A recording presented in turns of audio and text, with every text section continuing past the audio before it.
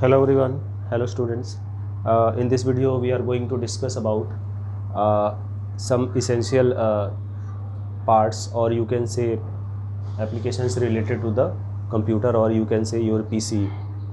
मतलब आपके पास जो कंप्यूटर है, अभी तक हम लोगों ने उसके अदर पर्सन के बारे में डिस्कस किया था। अब हम लोग को जो है और भी पोर्शंस के बारे में डिस्कस करेंगे। जैसे कि अगर मैं इनसाइड द आपके कैबिनेट की बात करूँ, जो हमारा कैबिनेट होता है जिसके अंदर हमारे सारे लॉजिकल यूनिट्स इनबिल्ट होते हैं, जैसे कि आपका मदरबोर्ड है, ठीक है, और हार्ड ड्राइव वगैरह, ये सारी चीज़ें इनबिल्ट होती हैं। तो उसी डिस्कशन में हमारा, जैसे आज का जो डिस्कशन है वो हमारा है कि सेंट्रल प्रोसेसिंग यूनिट, मदरबोर्ड में जो हमारा इनबिल्ट होता है, मदरबोर्ड में जो इंक्लूड होता है सीपीयू, वो क्या चीज़ होता है। ठीक है, तो देखो सीपीयू, तो सबसे पहले जहन में दिमाग में ये आता है कि ठीक है, इसका फुल फॉर्म हमारा सेंट्रल प्रोसेसिंग यूनिट है।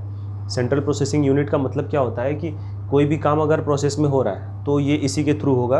और यू कैन से, जैसे अगर आप कोई चीज़ करते हो तो उसमें सबसे पहले आप अपना क्या यूज़ करते हो, ब्रेन यूज़ करते हो। ओके, तो ये इसीलिए इसको क्या बोला जाता है, ब्रेन ऑफ द कंप्यूटर बोला जाता है, क्योंकि सारी चीज़ें इसी के थ्रू होकर के जाती हैं, सारी इसकी जानकारी में रहती हैं, सारी चीज़ें मतलब जो है इस सीपीयू के थ्रू। ठीक है, जैसे कि बहुत सारे कॉमन लैंग्वेज में बहुत सारी जगहों पे मैंने स्टूडेंट से इंटरेक्ट किया, तो वो लोग पूरे कैबिनेट को ही सीपीयू समझते थे। सीपीयू क्या होता है, ये मदरबोर्ड के अंदर का एक पार्ट होता है, एक पोर्शन होता है।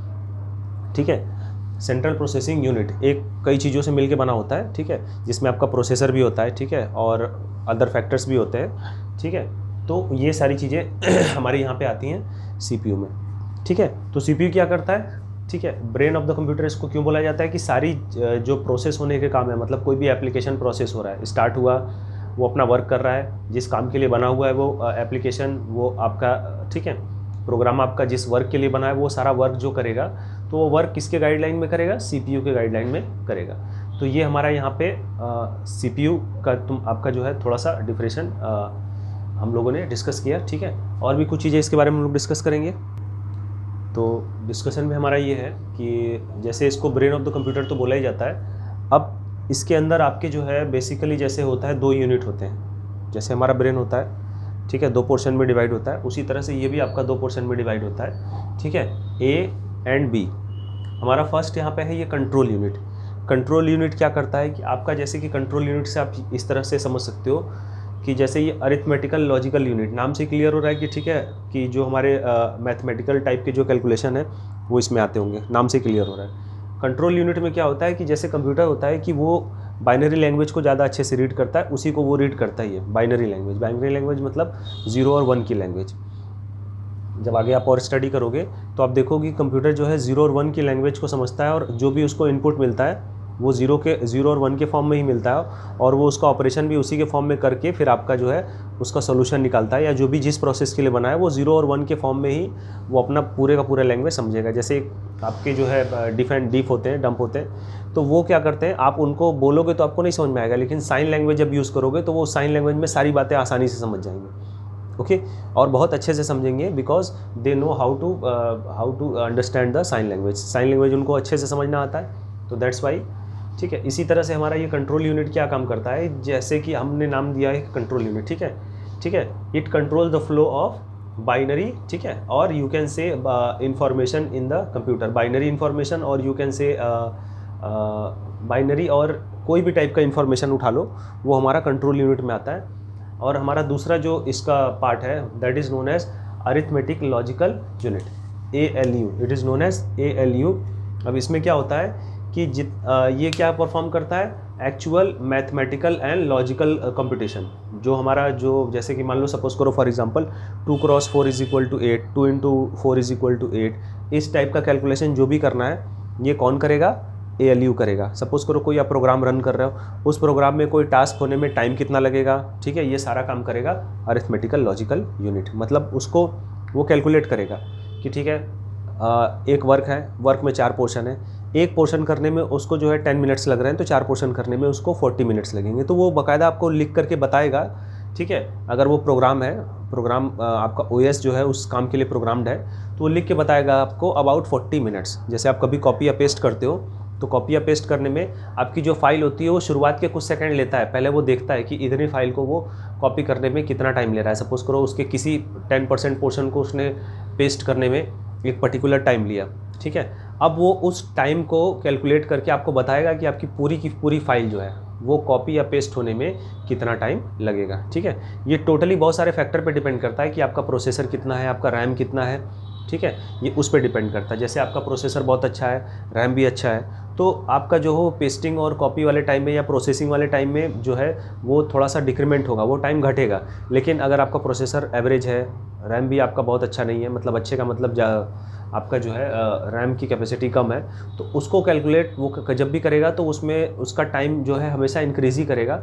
मतलब सिंपल एक वर्क को परफॉर्म करने में उसको टाइम ज़्यादा लगेगा। ठीक है, तो ये वही काम करता है, ये आपका अरिथमेटिकल लॉजिकल यूनिट, ये सारी चीज़ें उसी के अंडर में आती हैं। ठीक है, क्योंकि किसी चीज़ की एग्जैक्ट वैल्यू कैलकुलेट करके देना, ओके, ये आपका जो है इसी कैटेगरी में बिलोंग करता है।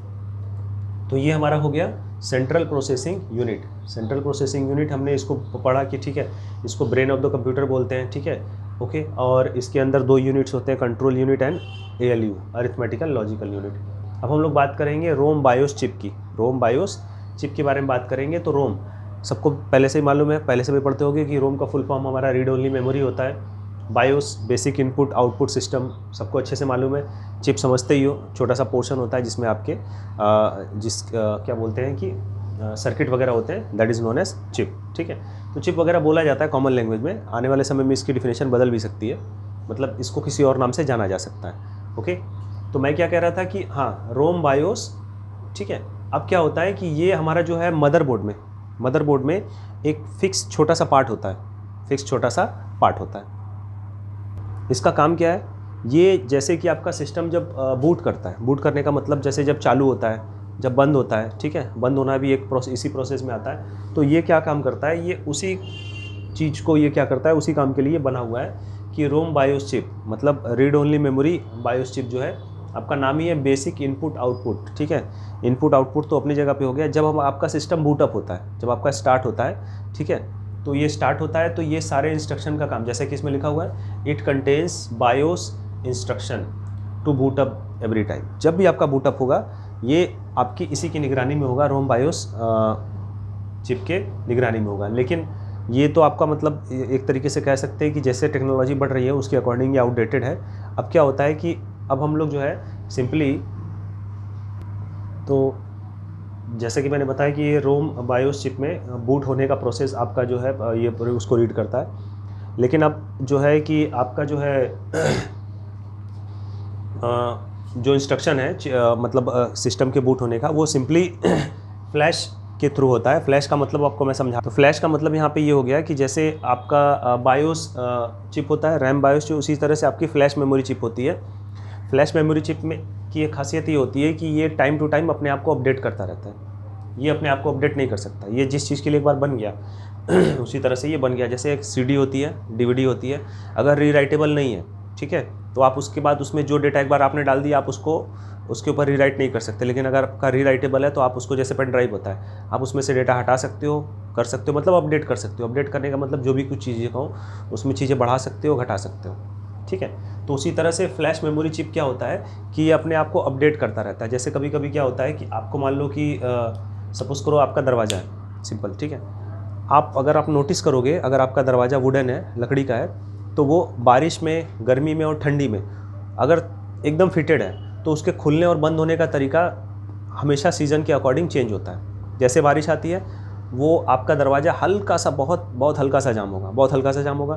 गर्मी आएगी, आपका दरवाज़ा एकदम फ्री होगा। ठंडी होगा, उसका ओपन और क्लोज़ होने का तरीका अलग हो जाता है। ये सिंपल मैं वे में समझा रहा हूँ। जैसे हमारी बॉडी होती है, हमारी body according to the season हम अपने आप को क्या करती है, अपडेट करती है। ठंडी होती है, हमारी बॉडी प्रोटेक्टिव हो जाती है। गर्मी होती है तो गर्मी के हिसाब से प्रोटेक्टिव हो जाती है, बारिश के हिसाब से प्रोटेक्टिव होती है। तो उसी तरह से ये फ्लैश मेमोरी चिप भी होता है, ये अपने आप को अपडेट करता रहता है कि ठीक है, अगर सिस्टम बहुत ज़्यादा बूट होने में बहुत ज़्यादा टाइम ले रहा है, इट मीन्स ये रिपोर्ट एक तैयार करता है कि ठीक है, ये आपका मतलब किस पोर्शन में दिक्कत है, आपके हार्ड डिस्क में दिक्कत है, आपके रैम में दिक्कत है। जहाँ पे भी दिक्कत होगी उसको जो भी कुछ क्लियर लगेगा, मतलब जिस काम के लिए उसको प्रोग्राम किया गया है, वो उस चीज़ को रीड करके वो स्टोर कर लेगा और आपको एक रिपोर्ट तैयार करके देगा।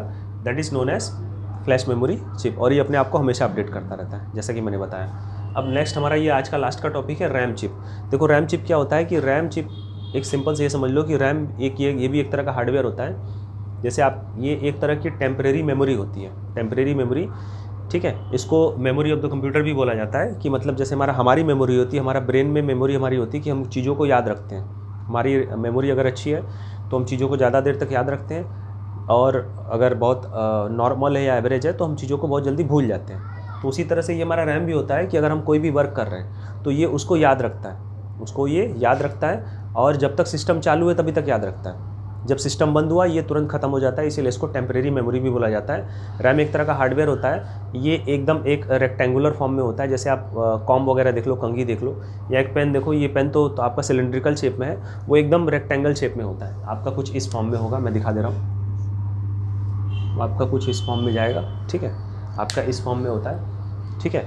और ठीक है, तो ये होता है टेम्परेरी मेमोरी। हम कोई भी वर्क परफॉर्म कर रहे हैं, एनीथिंग, कोई भी एप्लीकेशन रन कर रहे हैं, कोई भी काम कर रहे हैं, वो सारा का सारा हमारा ये आपका मेमोरी आपका ये स्टोर किया रहता है कि ठीक है, मैं म्यूज़िक प्ले कर रहा था, मैं वीडियो प्ले कर रहा था, मैं फ़ोटो देख रहा था, मैं ये फ़लाना एप्लीकेशन चला रहा था, मैं आपका जो है एडोब फोटोशॉप चला रहा था, मतलब कोई भी एप्लीकेशन कुछ कर रहा था, ये सारा का सारा मेमोरी में आता है। और जैसे ही आप उसको क्लोज़ करते हो, ये कुछ समय के बाद वहाँ से ये हट जाता है, डिलीट हो जाता है, इरेज हो जाता है, किल।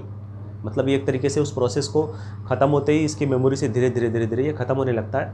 और जब आप सिस्टम बंद करते हो तो ये पूरी तरीके से हर एक चीज़ को भूल जाता है, ब्लैंक हो जाता है, ठीक है। जब आप ओपन करोगे ये फिर भी ब्लैंक रहेगा, वो उसको बस ये याद रहेगा कि हाँ सिस्टम खुला हुआ है, ठीक है, सिस्टम खुला हुआ है, पर्टिकुलर कोई एप्लीकेशन खुली हुई है, वो ब्रेन में रखिएगा। एक एक चीज़ें, जो भी चीज़ें परफॉर्म होती रहती हैं वो सारे उसके ब्रेन में रहता है। ये आप ये समझ सकते हो कि एक तरह का सीसीटीवी कैमरा है, ठीक है। और कैमरे के बाद जो कैमरे में जो भी कुछ रिकॉर्ड होता है वो स्क्रीन पे दिखता है, स्क्रीन पे दिखता है वो, और जब तक वो एक्टिविटी होती रहती है तब तक वो स्क्रीन पे दिखता ही रहता है। स्क्रीन हमने बंद किया, एक्टिविटी दिखना बंद हो गई।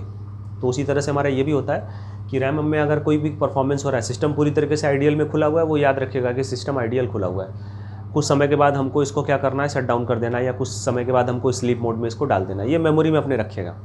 तो यही हमारा होता है रैम चिप, ठीक है। तो आई होप आपको आज का डिस्कशन अच्छा लगा होगा। नेक्स्ट टाइम में हम लोग कुछ और भी चीज़ें डिस्कस करेंगे। So keep watching my video and thanks for watching.